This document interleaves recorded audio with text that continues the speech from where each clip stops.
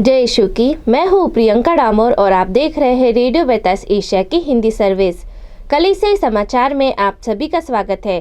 कलीसियाई समाचारों में प्रमुख है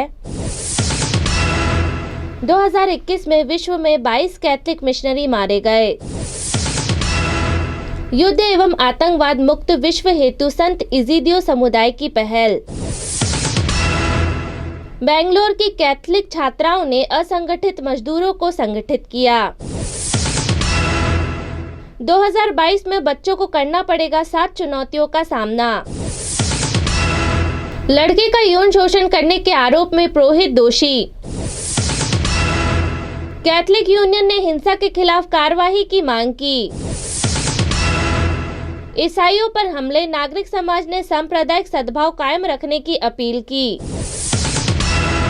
नव वर्ष के उपलक्ष्य में गिरजाघरों में विशेष प्रार्थना की गई।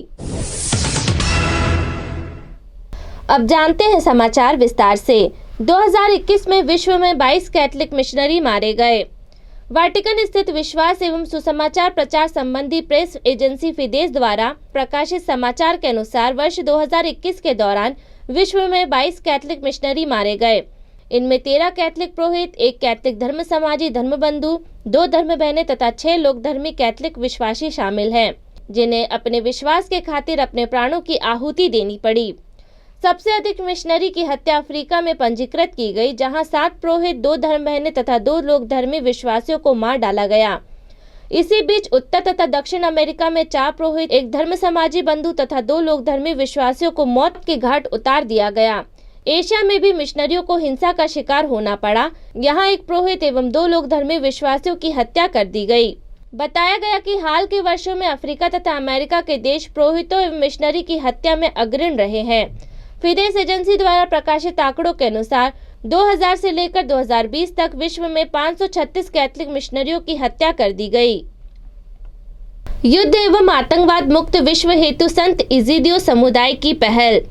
रोम स्थित कैथलिक मानवतावादी लोक परोपकारी संगठन संत इजिदियो समुदाय ने युद्ध एवं आतंकवाद मुक्त विश्व की रचना के लिए शनिवार को वाटिकन स्थित संत पेत्रुस महागिरजाघर के प्रांगण में प्रातः 11 बजे एक शांति समारोह में एकत्र होने के लिए विश्व के शुभचिंतकों से आग्रह किया। यह घटना रोम के अलावा विश्व के कई अन्य शहरों में मनाई जा रही है। संत इजिदियो समुदाय की विज्ञप्ति में कहा गया कि 1 जनवरी को 55वें विश्व शांति दिवस के अवसर पर पीढ़ी, शिक्षा और कार्य के बीच संवाद, स्थायी शांति के निर्माण हेतु उपकरण शीर्ष के प्रकाशित संत पिता फ्रांसिस के शांति संदेश के प्रति अपना समर्थन व्यक्त करते हुए संत इजिदियो समुदाय सबको आमंत्रित करता है कि वे नए वर्ष का शुभारंभ उत्तर से लेकर दक्षिण तक विश्व के उन सब भूमियों के लोगों का स्मरण करें जो मानव परिवार की एकता की बहाली तथा युद्ध एवं आतंकवाद की समाप्ति की प्रतीक्षा कर रहे हैं। बेंगलुरु की कैथलिक छात्राओं ने असंगठित मजदूरों को संगठित किया। 20 साल की उम्र की 3 छात्राएं अब दक्षिण भारतीय राज्य शहर बेंगलुरु में गरीबों की मदद के लिए एक संघीय सरकारी परियोजना में असंगठित मजदूरों को नामित करने में व्यस्त है। टीम की नेता सोनिया मुनिराज ने कहा, भारत में गरीबों के लिए कल्याणकारी योजनाओं और नीतियों की कोई कमी नहीं है, लेकिन दुख की बात यह है कि वे लक्षित समूहों तक नहीं पहुंचते हैं। उन्होंने स्किल इंडिया नेटवर्क के माध्यम से लागू की गई संघीय ई श्रम योजना को बढ़ावा देने के लिए प्रियंका शुभंकर और सृष्टि सुदर्शन के साथ मिलकर काम किया। कर्नाटक राज्य की राजधानी बेंगलुरु के शेषाद्रिपुरम कॉलेज में बैचलर ऑफ कॉमर्स की छात्रा ने बताया कि कोरोना वायरस महामारी के दौरान हम प्रवासी मजदूरों को किट वितरित करने के लिए कुछ स्वैच्छिक संगठनों में शामिल हुए। अनुभव ने हमें अपने तरीकों से गरीबों के लिए अपनी सेवाएं जारी करने के लिए प्रेरित किया। कर्नाटक की मूल निवासी सोनिया ने अकेले इस योजना में 200 से अधिक मजदूरों को नामित किया है। 2022 में बच्चों को करना पड़ेगा 7 चुनौतियों का सामना। विगत 100 वर्षों से बच्चों के बाल कल्याण हेतु समर्पित सेव द चिल्ड्रन नामक लोक परोपकारी संगठन ने उस 7 चुनौतियों की सूची प्रकाशित की है, जिनका सामना 2022 के दौरान विश्व के बच्चों को करना पड़ेगा। इन चुनौतियों में भुखमरी एवं कुपोषण, जलवायु परिवर्तन के दुष्प्रभाव, शिक्षा का अभाव, युद्ध, सशस्त्र दलों के साथ संलग्नता, अप्रवास एवं बाल मृत्यु को गिनाया गया है।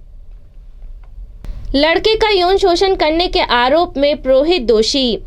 बॉम्बे आर्चडायसिस के एक पुरोहित को 2015 में किशोर लड़के के साथ दुर्व्यवहार करने का दोषी ठहराया गया है। Protection of children against sexual offence मामलों से निपटने वाली एक अदालत ने 29 दिसंबर को फादर लॉरेंस जॉनसन को उम्र कैद की सजा सुनाई। फादर को 2016 में गिरफ्तार किया गया था और माता पिता ने बाद में कार्डिनल ओसवाल्ड ग्रेसियस और सहायक बिशप डोमिनिक सावियो फर्नांडिस पर पुलिस को घटना की सूचना नहीं देने का आरोप लगाया। हालांकि एक अदालत ने बाद में धर्माध्यक्षों की जांच का आदेश दिया, क्योंकि लड़के के पिता ने कार्डिनल से मिलने से पहले अधिकारियों को घटना की सूचना दी थी और कार्डिनल ग्रेसियस को सूचित किया था कि उसने बैठक के दौरान ऐसा किया। पीड़ित के वकील चारमाइन बोकारो ने कहा कि यह एक ऐतिहासिक निर्णय था, क्योंकि पीड़ित को न्याय मिला। उसने कहा कि जॉनसन के पास वित्तीय शक्ति और समर्थनों का दबाव था, जिससे पीड़ित के मामले में असंख्य समस्या पैदा हुई। बोकारो ने मामले को निःशुल्क चलाया। कैथलिक यूनियन ने हिंसा के खिलाफ कार्रवाई की मांग की। भारत के कैथलिक आम लोगों के सबसे बड़े संघ ने 31 दिसंबर को संघीय सरकार से देश में अल्पसंख्यक समुदाय को सुरक्षित महसूस कराने के लिए लक्षित नफरत और हिंसा की जांच करने का आग्रह किया। ऑल इंडिया कैथलिक यूनियन का कहना है कि 2021 में ईसाइयों सहित धार्मिक अल्पसंख्यकों को निशाना बनाकर सांप्रदायिकता में उछाल राजनेताओं द्वारा उकसाना देखा गया। यह राष्ट्रीय शर्म की बात है कि क्रिसमस के दिन भी चर्चों, सभाओं, संस्थाओं और यहाँ तक कि समारोह पर भी हिंसा की 16 घटनाएं हुई। एक चर्च के प्रांगण में ईसा मसीह के जन्मदिन के अवसर पर उनकी टूटी हुई मूर्ति को देखकर न केवल समुदाय बल्कि देश के सभी शांति प्रिय लोग स्तब्ध रह गए। इसमें कहा गया कि डेटा रखने वालों ने 2021 में ईसाइयों पर हिंसा के 500 से अधिक मामलों का दस्तावेजीकरण किया है, जो 2008 की उड़ीसा नरसंहार के बाद सबसे अधिक है। कैथलिक समूह को खेद है कि राज्य अपराधियों के खिलाफ कार्रवाई करने में विफल रहा है। ईसाइयों पर हमले, नागरिक समाज ने सांप्रदायिक सद्भाव कायम रखने की अपील की। देश के विभिन्न हिस्सों से ईसाइयों को परेशान किए जाने की खबर जैसे ही क्रिसमस के बाद के दिनों में आती है और नए साल की शुरुआत होती है, सभी समाजों के लोगों ने अपनी चिंता व्यक्त की है। कर्नाटक राज्य के एक नागरिक समूह नागरिक फोरम फॉर मैंगलोर डेवलपमेंट ने मुख्यमंत्री बसवराज बोम्मई को याचिका दायर कर सरकार से संविधान को बनाए रखने और उछाल के आलोक में सांप्रदायिक सद्भाव के रखरखाव को सुनिश्चित करने के लिए कार्रवाई की मांग की है। ज्ञापन में कुछ दक्षिणपंथी संगठनों का नाम लिया गया है, जिसमें कहा गया कि उनके खिलाफ कोई ठोस कार्रवाई नहीं की गई है। पिछले महीने में हमने दक्षिणपंथी संगठनों द्वारा चर्चों और प्रार्थना कक्षों पर हमलों में वृद्धि देखी है और इसे रोकने या प्रतिक्रिया देने में राज्य की विफलता में वृद्धि हुई है। नव वर्ष के उपलक्ष्य में गिरजाघरों में विशेष प्रार्थना की गई। संपूर्ण कैथलिक समाज ने 2021 को विदाई देते हुए और नव वर्ष 2022 का स्वागत करते हुए गिरजाघरों में प्रार्थना की। वर्तमान महामारी की सावधानियों को बरतते हुए राज्य शासन के निर्देश अनुसार इंदौर शहर के कैथलिक गिरजाघरों में 7 से 8 बजे तक विशेष आराधना और शाम 8 से 10 बजे के मध्य पवित्र मिस्सा अर्पित की गई। इंदौर रेड चर्च में रात 8 बजे बिशप चाको की अगुवाई तथा father Thomas Mathew, father Suresh Sonwani, father Antony Swamy, father Simon Raj तथा अन्य पुरोहितगण की सहभागिता में पवित्र मिस्सा अर्पित की गई। बिशप चाको ने अपने प्रवचन में कहा, वर्ष 2021 समाप्त होने पर है। हम ईश्वर को और हमारे सभी सहयोगियों को धन्यवाद देते हैं।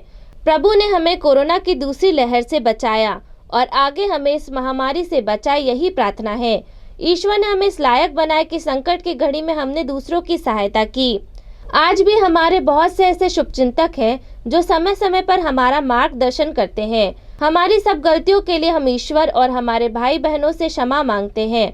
आने वाले वर्षों के लिए प्रभु हमें आशीर्वाद दे कि हम अपने भाई बहनों की सहायता करते रहें। संध्याकालीन पवित्र मिस्सा के पश्चात सबने एक दूसरे को नव वर्ष 2022 की शुभकामनाएं दी। इसी के साथ कलीसिया समाचार समाप्त हुए। अगली बार फिर मुलाकात होगी नई खबरों के साथ। नमस्कार।